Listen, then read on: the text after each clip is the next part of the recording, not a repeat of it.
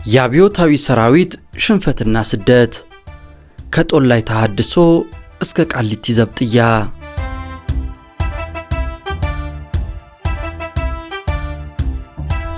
ሁሉም ነገር አከተመ። ኮሎኔል መንግስቱ ኃይለማርያምም ከሀገር ኮበለሉ። ኢህአዴግም አዲስ አበባ ገባ። አብዮታዊ ሰራዊትም ተበተነ። መሳሪያ አስረክቦ ዳቦ ለመነ። አመራሮቹም ለተሐድሶ ጦላይ ገቡ፣ ቃሊቲም ወረዱ።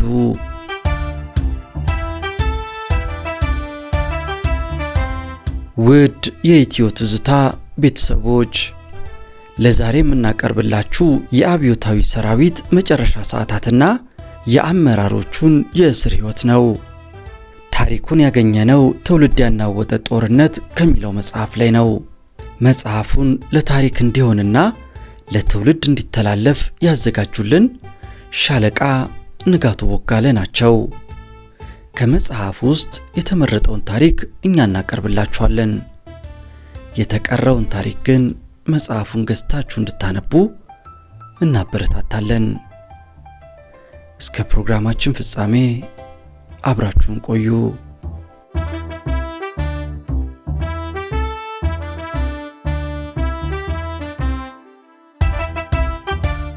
የአብዮታዊ ሰራዊት ሽንፈትና ስደት ከጦላይ ተሐድሶ እስከ ቃሊቲ ዘብጥያ። ክፍል 2 ተሐድሶ ስርና አዲስ ሕይወት። የጦር ጫፍ። የጦላይ ተሐድሶ ዓላማ የነበረው በኤርትራም ሆነ በትግራይ በተካሄደው ጦርነት ሰራዊቱን በውጊያ ውስጥ መርተዋል፣ አዋግተዋል፣ ህዝቡን ጨፍጭፈዋል ወይም እንዲጨፈጨፍ አዘዋል፣ ንብረቱን አውድመዋል በማለት ፈጻሚዎች ናቸው የተባሉት ድርጊታቸውን አምነው ይቅርታ እንዲጠይቁ ማድረግ ሲሆን፣ ድርጊቱ እንዲፈጸም አዘዋል የተባሉትን መሪዎች ደግሞ የጦር ጫፍ የሚል ስያሜ በመስጠት ለፍርድ ማቅረብ ነበረ። መኮንኖቹ ጦር ላይ እንዲከቱ በተደረገበት ወቅት የተሐድሶ ፕሮግራሙን ያደራጁት ወገኖች መኮንኑን በማዕረግና በስም ለይተው ለማወቅ የሚችሉበት ሰነድ አልነበራቸውም። በዚህ ምክንያት ወታደሮችና የበታች ሹማምንት ጭምር መኮንን ነን ብለው ተቀላቅለው ገብተው ነበረ። የመገላለጥ ሁኔታ እየተከሰተ ሲሄድ ብዙዎቹ ተገላልጠው ተባረሩ። በኢትዮጵያዊነት ጥላ ስር ለአንድነቷና ለብሔራዊ ዳር ድንበር መከበር ለዓመታት ደሙን ሲያፈስ የኖረው ሰራዊት ካስተሳሰረው ዓላማ ውጪ ማን ከየትኛው ብሔረሰብ እንደሆነ እንኳን አንዱ ሌላውን ጠይቆና ለይቶ በማያውቅ ሁኔታ ስለነበረ የማጋለጡን ዘመቻ ለማካሄድ በትውልድ አካባቢ ለማደራጀት ተደርጎ የነበረው ሙከራም የማይገባው ቋንቋ ሆነ። ይደራጁ እንኳን ቢባል አንድ አዛውንት እንዳሉት ከሰርገኛ ጤፍ ውስጥ አንዱን የጤፍ አይነት ለይቶ ማውጣት እንደማይቻል ሁሉ ሰራዊቱንም መለየት አስቸጋሪ ነበር። ተሐድሶ የገባውን መኮንን አንዱ በሌላው ላይ ጥቆማ እንዲያደርግ የተቀየሰው ሌላው ዘዴ በውጊያ ውስጥ ተማርከው የነበሩትን መኮንኖችና ወታደሮች መጠቀም፣ እንዲሁም ውጊያው በፈጠረው ምስቅልቅል ምክንያት አጋጣሚውን ተጠቅመው የሰራዊቱን ደሞዝ ያባከኑ መኮንኖች መኖራቸው ስለታወቀ በእነርሱ ላይ ጥቆማ እንዲካሄድ በማድረግ ካጋለጡ አዲስ በሚቋቋመው ሰራዊት ውስጥ ግልጋሎታቸውን እንደሚቀጥሉ ተስፋ በመስጠት ነበር። ሰራዊቱ በተበተነበት ወቅት ለረጅም ጊዜ ደሞዝ ያላገኘው መኮንን እርሱም ሆነ ቤተሰቡ ችግር ላይ ወድቀዋል። የሰራዊቱ ደሞዝ ከፋዮች ቢያንስ የሰራዊቱን የ2 ወራት ደሞዝ ሳይከፍሉት በእጃቸው እንደያዙ ነበር ሰራዊቱ የተበተነው። ገንዘባችሁን አዛዦቹና የገንዘብ ያዥ መኮንኖች ተመሳጥረው በልተውባቸዋል በማለት በመቀስቀሱ መስመራዊ መኮንኖች በከፍተኛ መኮንኖች ላይና በአመራር ዙሪያ በነበሩት ላይ በተቃርኖ እንዲቆሙ ሆነ።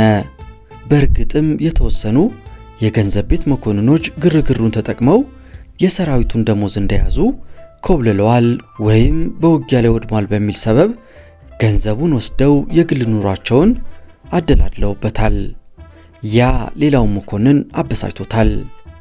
የጦር ጫፍ የተባሉትን አጋልጠው ለመስጠት ከላይ በተገለጸው ሁኔታ በቂ ዝግጅት ከተደረገ በኋላ ከ1500 በላይ መኮንኖች ተለይተው ታሰሩ። የጦር ጫፍ የተባሉትም አዛዦች፣ የፖለቲካ ኃላፊዎች፣ የደህንነት፣ የዘመቻና የአስተዳደር መኮንኖች ነበሩ። በጦር ጫፍነት ተፈርጀን ከተለየም በኋላ የፖለቲካ ትምህርት ፕሮግራም ወጥቶና ካድሬ ተመድቦልን ትምህርቱ መሰጠት ሲጀምር ሐሳብ የመስጠት፣ የመወያየት፣ ሂስ የማቅረብና የመቃወም ነጻነት የተጠበቀ መሆኑና ኢህአዴግ የተዋጋበትና የተሰዋለት ዓላማ በመሆኑ ሳትጠራጠሩና ሳትሳቀቁ በውይይት ወቅት ሐሳብ መስጠት ትችላላችሁ በሚል ዋስትናን ተሰጠን። ለተሃድሶ ፕሮግራሙ የተመደበልን ካድሬ በሰጠን ሐሳብ የመስጠት ዋስትና መሰረት በኤርትራ መገንጠል ጉዳይ ላይ የከረረ ክርክር ተደረገ።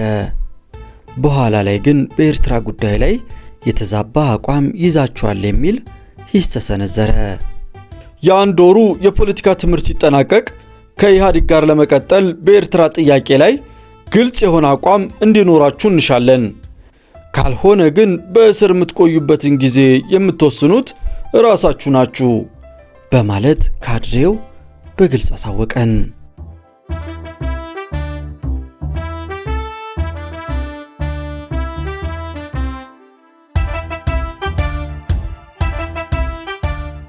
የተሃድሶ ፕሮግራሙን ጊዜ የሚያራዝም ብቻ ሳይሆን የግለሰቦች ማንነት አቋም መለኪያም ጭምር ሆነ።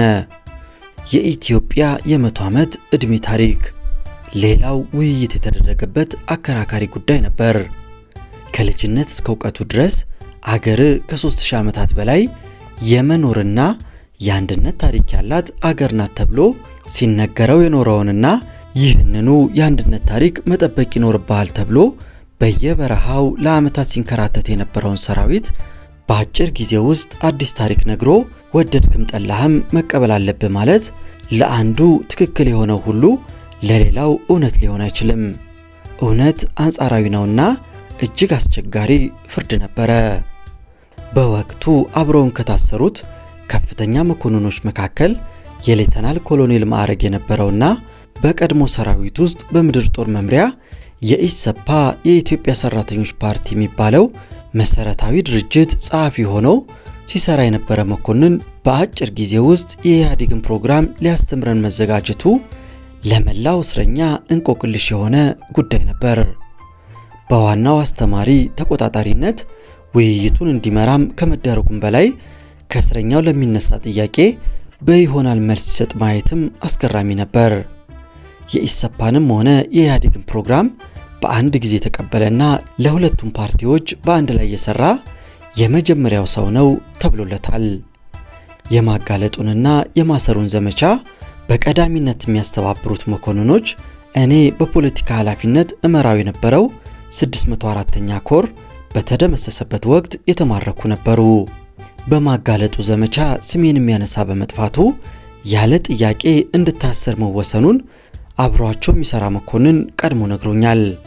ከጦል ላይ የተሃድሶ ካምፕ መጥፋት ቀላል በነበረበት ወቅት ለቅቄ እንደወጣ በወዳጅነት የሚሆን በጠላትነት ብዙዎቹ መክረውኝም ነበር።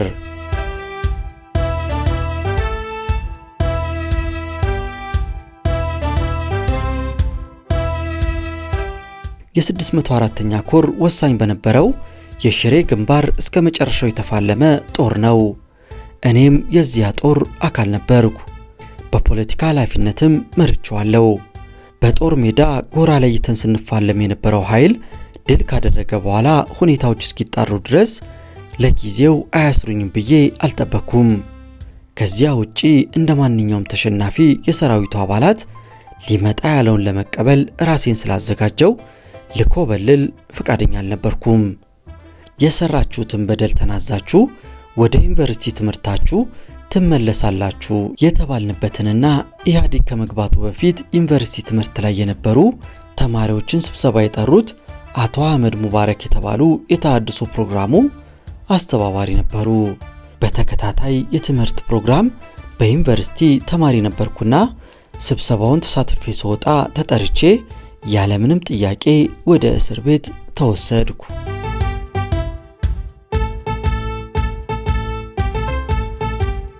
የተሃድሶ ፕሮግራም አስተባባሪው የጠበቁትን ያህል በድርጊቴ ህዝቡን በድያለው፣ ሰራዊት ውስጥ በሰራውት ስራ ተጸጽቻለው የሚል መኮንን አላገኙም። 2 መኮንኖች ብቻ ተነስተው ህዝቡን ወግተናል፣ በድለናል ብለው ተናዘዙ። አንደኛው መኮንን የዩኒቨርሲቲ ትምህርቱን ካጠናቀቀ በኋላ በኢትዮጵያ ንግድ ባንክ ውስጥ እየሰራ ነበር። በኦሮሞ ዲሞክራሲያዊ ድርጅት ውስጥ በነበረው ንቁ ተሳትፎ መንግስትን በመወከል ለስራ ወደ ውጭ ሀገር ተልኮ ሳይመለስ ሀገሩን በመክዳት በመጨረሻ ለኃላፊነት ያበቃውን የራሱን ድርጅት ሲከስ ተደምጧል። ቀደም ሲል በሰራዊቱ ውስጥ በነበረበት ወቅት ከሚታወቅባቸው ባህሪያት አንዱ ሌሎችን መስዋዕት በማድረግ ዓላማውን ማሳካት በመሆኑ በድጋሜ የፈጸመውም ይህንኑ ነበር። በሀገሪቱ ውስጥ በነበሩ የተለያዩ ከፍተኛ ተቋማት ይማሩ ከነበሩትና 300 ከሚገመቱት መኮንኖች መካከል 2 ብቻ በድለናል ብለው መናገራቸው የሰበሰቡንን የተሃድሶ ማዕከል ኃላፊ ጭምር አስገርሟቸዋል። ተናዛዦቹ የሰጡትን አስተያየት ፍሬ ከርስኪ ነው በማለት አጣጥለውታል። በ604ኛ ኮር ስር በነበሩ ክፍሎች በመድፈኛ ሻለቃ ውስጥ የባትሪ አዛዥ የነበረና በኮሩ ተዋጊ መሐንዲስ ውስጥ የመቶ መሪ የነበረው ሌላ መኮንን የትዕይንቱ አቀናባሪዎች ነበሩ። 2ቱም መኮንኖች የመቶ እልቅና ማዕረግ የነበራቸው ሲሆን የታጠቁ 2 አጃቢ ወታደሮችን አስከትለው ከስብሰባው አዳራሽ እስከመውጣ ይጠብቁኝ ስለነበረ ትፈለጋለህ በማለት ፒካፕ መኪና ውስጥ እንድገባ አደረጉኝ። በ604ኛ ኮር ስር ከነበሩት መድፈኛ ሻለቆች በአንዱ ውስጥ የባትሪ አዛዥ እንደነበረና እኔ የምመራው የፖለቲካ መምሪያና ሌሎችም አዛዦች ባደረሱበት ጫና የማይፈልገውን ውጊያ ለመዋጋት እንደተገደደ ገልጾ አብዛኛው ሰራዊትም በጠመንጃ ተገዶ እንዲዋጋ እንዳደረግንና በዚሁ ምክንያት ህዝቡንም ሆነ ሰራዊቱ ላይ በደል እንደፈጸምን በማብራራት ተጠያቂ ስለሆነን እኔን ጨምሮ ሌሎች መኮንኖችንም በቁጥጥር ስር መዋላችንን ገለጻ ከተሰጠኝ በኋላ እርሱን አውቀን እንደሆነ ጠየቀኝ።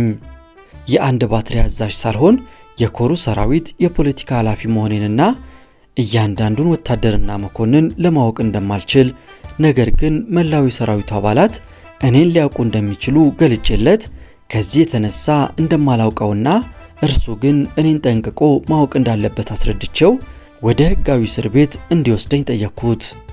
ኢህአዴግ በአሸናፊነት ሀገሪቱን በተቆጣጠረበት ወቅት በተለያዩ ምክንያቶች የታሰሩትን መኮንኖችንም ይሁን ወታደሮች በመጠበቅና በማስተዳደር የተሰማሩት የኢህአዴግ አባላት የጠላትነት ስሜት ፈጽሞ አላሳዩንም።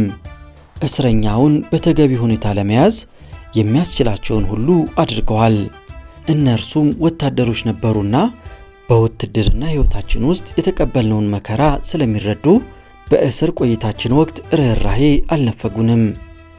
በዚህ አጋጣሚ አድናቆቴን እገልጽላቸዋለሁ።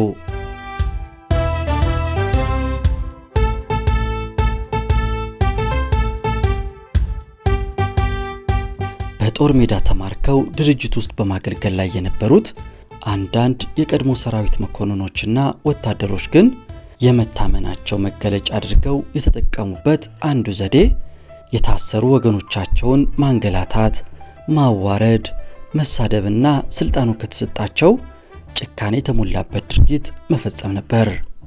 ብዙዎቹ ለተመደቡበት የሥራ ኃላፊነት ብቁ ሆነው ባለመገኘታቸው በአጭር ጊዜ ውስጥ መባረራቸውም አያስደንቀንም። አሳሪዎች የነበሩት መኮንኖችም ሰራዊት ውስጥ ያገለገሉና ጠንቅቀው የሚያውቁት ነበረ። ከጳጳሱ ቄስ ሆነው ያሳዩት ምግባር ግን እጅግ የሚያስገርምና እርስ በርስ አለመተዋወቃችንንም የሚያሳይ ነበር። ባለስልጣን ሆኖ ፈጣሪና ሰሪ እንደሆነ ሊነግረኝ ጥሬ የነበረው መኮንን እጣ ፈንታም ቢሆን መጨረሻ ላይ ከሌሎቹ የተለየ ባይሆንም በጦር ጫፍነት ተፈርጄ ነሐሴ 27 ቀን 1983 ዓ.ም 7 ዓመት ተኩል የታሰርኩበትን የእስር ዘመን እንድጀምር እስር ቤት የወረወረኝም ይኸው የአንድ ወቅት የጦር ሜዳ ጓዴ ነበር። እስር ቤት የገባሁበት ነሐሴ 27 ቀን 1983 ዓ.ም ለእኔና ለቤተሰቤ አዲስ የፈተና ምዕራፍ ሆነ። በሀገር ውስጥና በውጭ ሀገር በወታደራዊ ትምህርትና በአስተማሪነት ካሳለፍኳቸው ጥቂት ዓመታት በስተቀር የውትድርና አገልግሎቴን ያሳለፍኩት በበረሃ ነው። እንደ አብዛኛው የሰራዊቱ አባል ሁሉ ከቤተሰቤ ጋር የቆየሁበት ጊዜ አልነበረም። ብዙዎቹ የጦር ሜዳ ጓደኞቼ ለሀገራችን አንድነትና ዳር ድንበር መከበር ብለው ሕይወታቸውን ሰጥተው አልፈዋል። እጅግ ብዙ ቁጥር የነበራቸው ደግሞ አካለ ስንኩል ሆነው ቀርተዋል። እነዚያን ወገኖችን ሳስታውስ በእኔ ላይ የደረሰው እንደ ትልቅ ነገር የሚቆጠር አልነበረም። ሁላችንም ቢሆን ለሀገራችን አንድነትና ክብር መጠበቅ በንጹህ ልቦና ቆመን ካገለገልንበት ሙያ በመጨረሻ ያተረፍነው ነገር ቢኖር እስር፣ ጉስቁልና፣ ስደትና ውግዘት ብቻ ሆነ። ጨፍጫፊ የሚል ዘግናኝ የሆነ ስም ተለጥፎብን ስንታሰር በአካል ከታሰርነው ይልቅ በተሰጠን አስደንጋጭ ስያሜ የበለጠ ሁከት የደረሰባቸው ቤተሰቦቻችን ነበሩ። የኮሮ አመራር በጠላት ሬዲዮ ጣቢያ በተደጋጋሚ ሲጠራ በነበረበት ወቅት ስሜ መነሳቱ ያሳሰባቸው ወገኖች ሀገር ጥዬ እንደወጣ ብዙ ግፊት አድርገዋል። መንግስት የሰጠውን ወታደራዊ ግዳጅ እየተወጣ ከነበረው ጠቅላላው ሰራዊት ውጪ የሰራሁት የተለየ ድርጊት ስላልነበረ የትም ለመሄድ ዝግጁ አልነበርኩም። ወደ መጨረሻ ላይ በቤተሰብ ስጋትና የጓደኞቼ ግፊት ስለበዛብኝ ከአዲስ አበባ ለመውጣት መንገድ ከጀመርኩ በኋላ አእምሮዬን ሊያሳምን የሚችል በቂ ሁኔታ ስላላገኘው ወደ ቤቴ ተመለስኩ። እንደ አንድ ኃላፊነት የሚሰማው መኮንን የተሰጠኝን ግዳጅ ከመወጣት ውጪ ሕሊናዬን የሚወቅስ አንዳችም ሕገወጥ ድርጊት ስልጣኔን መከታ አድርጌ ስላልፈጸምኩ ሊመጣ ያለውን ለውጥ የሚሆን ነውጥ ከህዝቡ ጋር ሆኜ ለመቀበል ተዘጋጅቼ ስለነበር ወደ እስር ቤት ስወረወር ብዙ አልተረበሽኩም። ከወራት እስር በኋላ የታሰርንበት ወንጀል ተነግሮን ህጋዊ በሆነ መንገድ እንከሰስ፣ ቤተሰቦቻችን ሊጠይቁን በሚችሉበት አካባቢ እንታሰር የሚሉ ጥያቄዎችን ለእስር ቤቱ አስተዳደር አቀረብን። ለአቤቱታችን በወቅቱ ምላሽ ባለመሰጠቱ ጊቤ በረሃ ውስጥ በሚገኘው ጦላይ ወታደራዊ ማሰልጠኛ ውስጥ ከ1 ዓመት በላይ ታሰርን።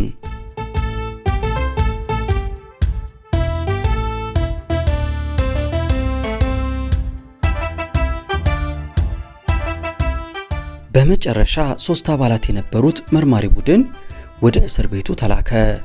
አጫጭር ቃለ መጠይቆችን እያደረገ ያለፈን መርማሪ ቡድን ያጣራ የነበረውም ጠፍቷል ስለተባሉት የንብረት ጉዳዮችና በየነበርንበት የውጊያ ግንባር በህዝቡ ላይ ደርሷል ስለሚባለው በደል ነበር። በ7 ዓመታት ተኩል የእስር ዘመኔ ያነጋገረኝ የመጀመሪያውም ሆነ የመጨረሻው የመንግስት አካል ነበረ። ቀደም ሲል በጦር ጫፍነት ተፈርጀን የተለያዩ ወንጀሎችን ሰርታችኋል በመባል እስር ቤት በተወረወርነው መኮንኖች ላይ ሌሎች ብዙሃን መኮንኖች መታሰራችንን ደግፈው ሰላማዊ ሰልፍ እንዲወጡ ተደርጎ ነበር።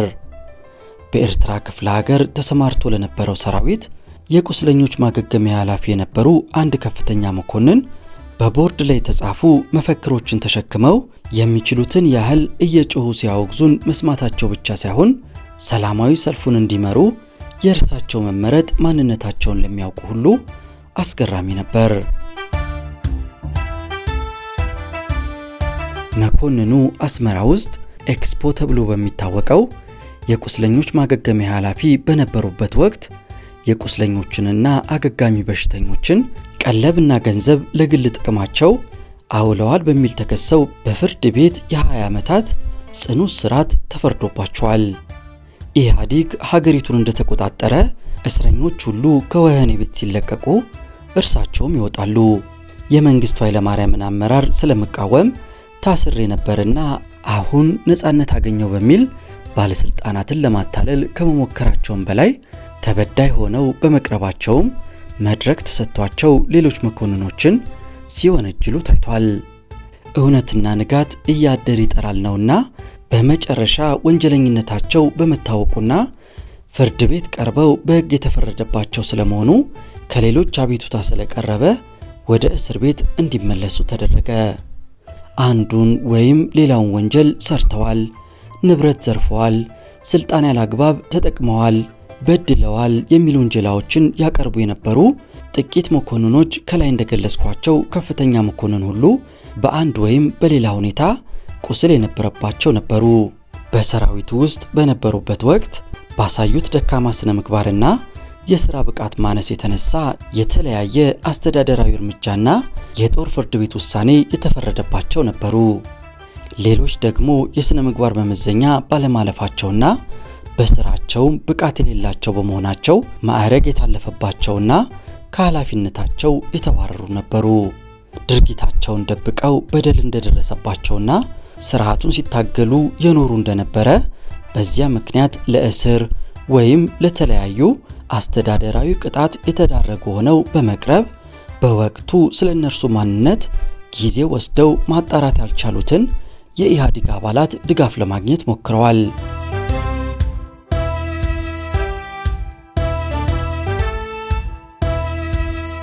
በጦር ጫፍነት ተፈርጀን የታሰርነው ከ1500 በላይ መኮንኖች በበረሃ እስር ቤት ውስጥ በቆየንበት 1 ዓመት ጊዜ ተሰልቀው የሚሆን ተበድረው በመጠየቅ ላይ የነበሩት የእስረኛው ቤተሰቦች ስንቅ ማቀበል ወደሚችሉበት መሃል ከተማ እስረኛው እንዲጓጓዝላቸው አዲስ አበባ ላይ ሰላማዊ ሰልፍ በማድረግ ጠየቁ።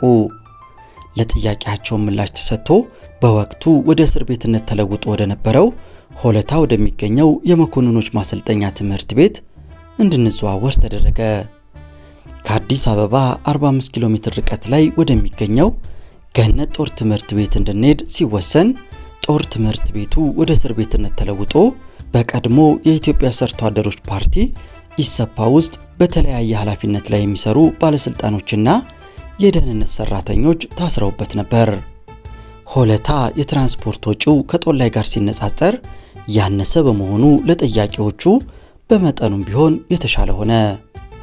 የተሃድሶ ኮሚሽን ተብሎ የሚታወቀው መስሪያ ቤት እስረኛውን በኃላፊነት ሲቆጣጠር ቆይቶ ጉዳያቸውን አጣርቼ ወንጀል የለባቸውም ያላቸውን መኮንኖች ከፈታ በኋላ የቀረነውን ለልዩ አቃቢ ሕግ መስሪያ ቤት አስረከበን።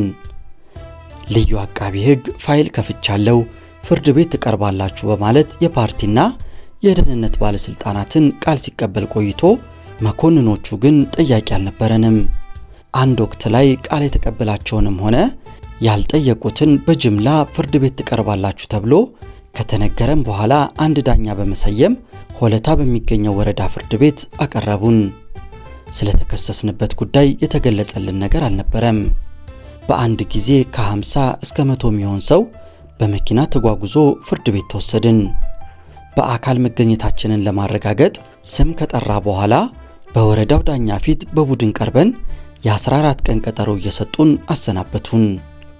በተመሳሳይ 3 ቀጠሮዎች ካሳለፍን በኋላ አቃቢ ሕግ ማስረጃ አሰባስቦ ክስ መመስረት እስከሚችል ድረስ መኖና ሕክምና ወዳለበት እንድትቆዩ ተወስኗል በማለት ወህኒ ቤት እንድንወርድ ተወሰነብን።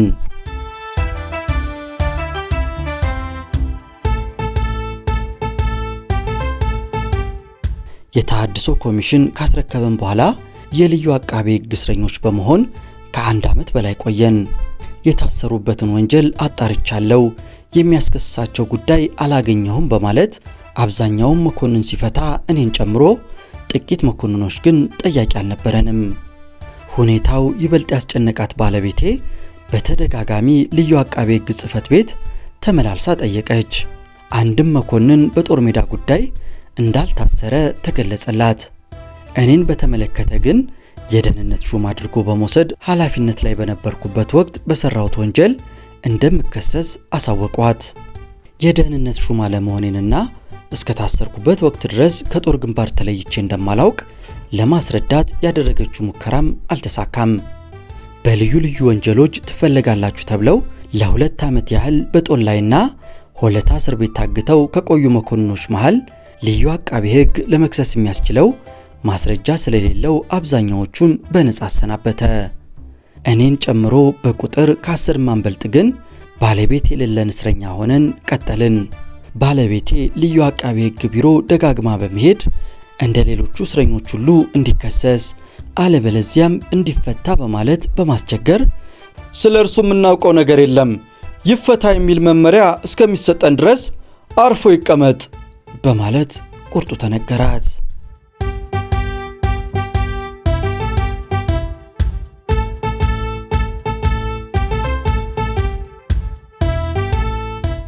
ውድ የኢትዮ ትዝታ ቤተሰቦች የመኮንኖቹ የእስር ሕይወት በዚህ አላበቃም። ከነበሩበት ሆለታ ከሚገኘው ገነት ጦር ትምህርት ቤት ወደ ቃሊቲ እስር ቤት ተዘዋውረዋል። በቃሊቲስ እስር ቤት ምን አጋጥሟቸው ይሆን? በሚቀጥለው ክፍል ይዘንላችሁ እንቀርባለን። ታሪኩን ያገኘነው ትውልድ ያናወጠ ጦርነት ከሚለው መጽሐፍ ላይ ነው። ጸሐፊውና ባለ ታሪኩ ሻለቃ ንጋቱ ቦጋለ ናቸው። በሚቀጥለው ክፍል እንገናኝ። ቻናላችንን ከወደዳችሁት ላይክ፣ ሼር፣ ኮሜንት በማድረግ እገዛ አድርጉልን። ለዛሬ አበቃን። ይህም የኢትዮጵያ ታሪክ ነው።